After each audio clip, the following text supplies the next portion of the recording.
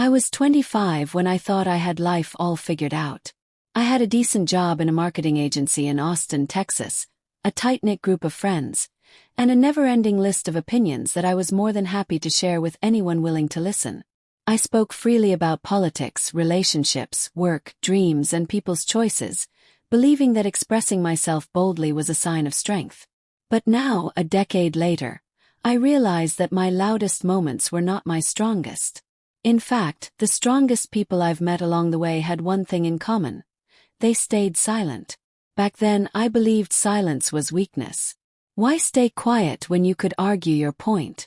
Why hold back when you could speak up? I mistook volume for courage and dominance for leadership. But as I grew older, I began to notice something.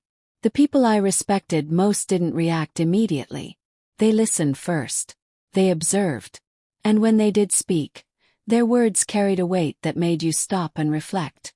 My first real lesson came from my boss, a man named Martin Hale. He was a former Marine who transitioned into corporate leadership with surprising grace.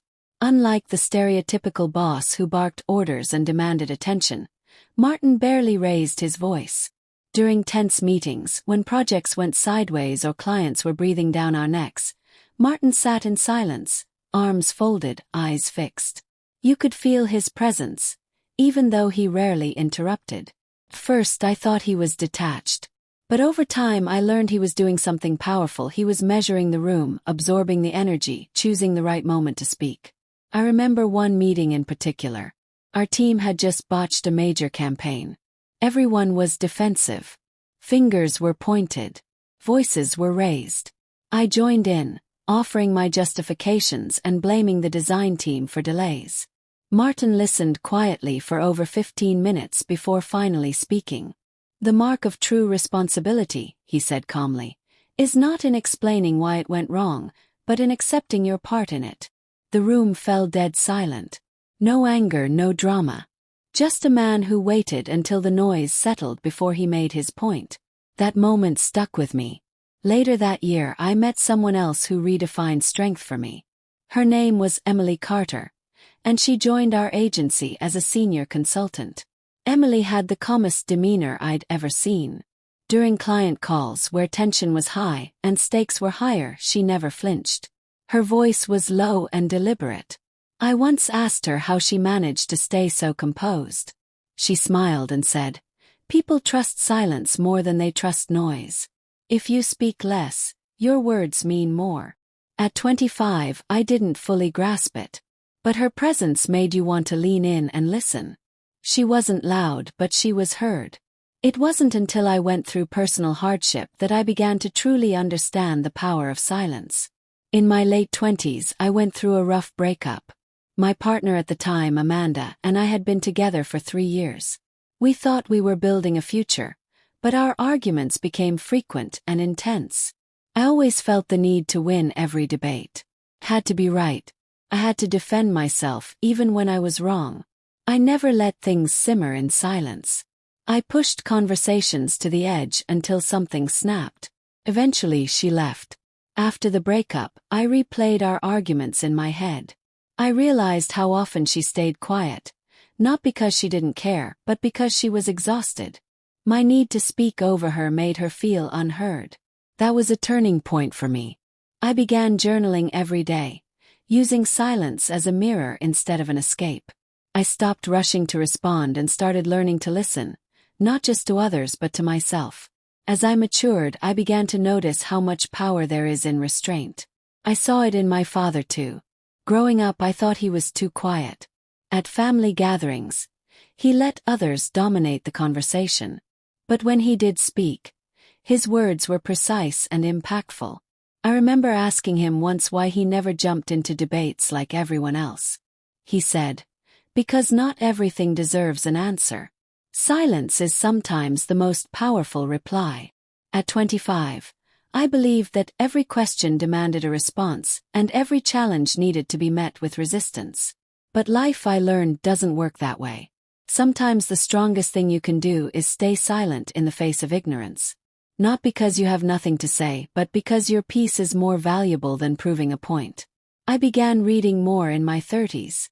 I stumbled upon ancient philosophies and writings from people like Epictetus, Marcus Aurelius, and even modern thinkers like Viktor Frankl.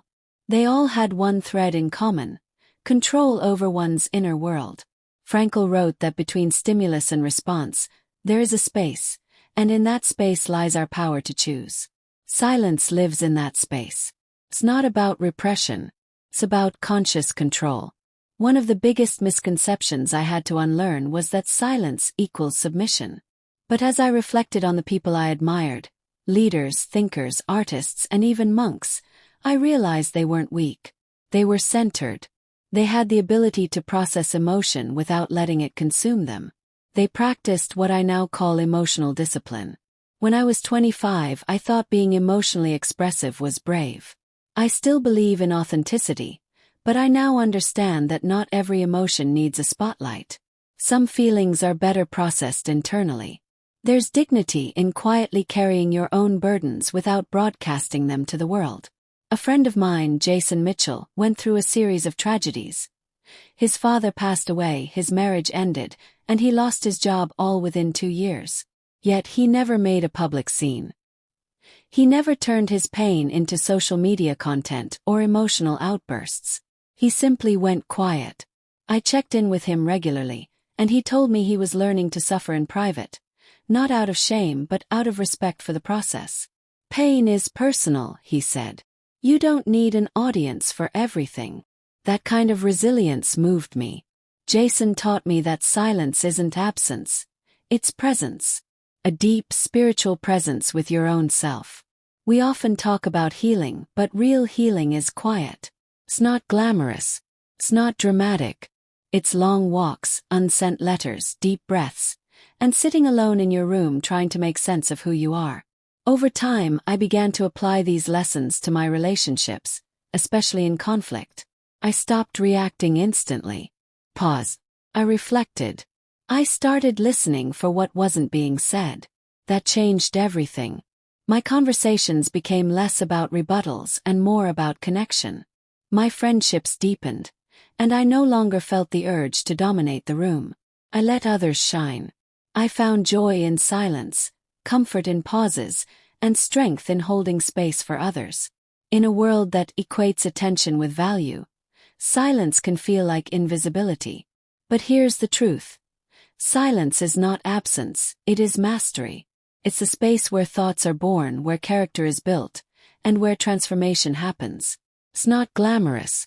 No one applauds silence. But those who learn to embrace it discover a strength that doesn't need validation. Looking back, I wish I had learned these lessons at 25. I wish I knew that being strong doesn't mean being loud. That sometimes the most powerful people in the room are the ones who say the least. That peace is louder than pride. That maturity is the ability to sit with discomfort without needing to fix or fight it.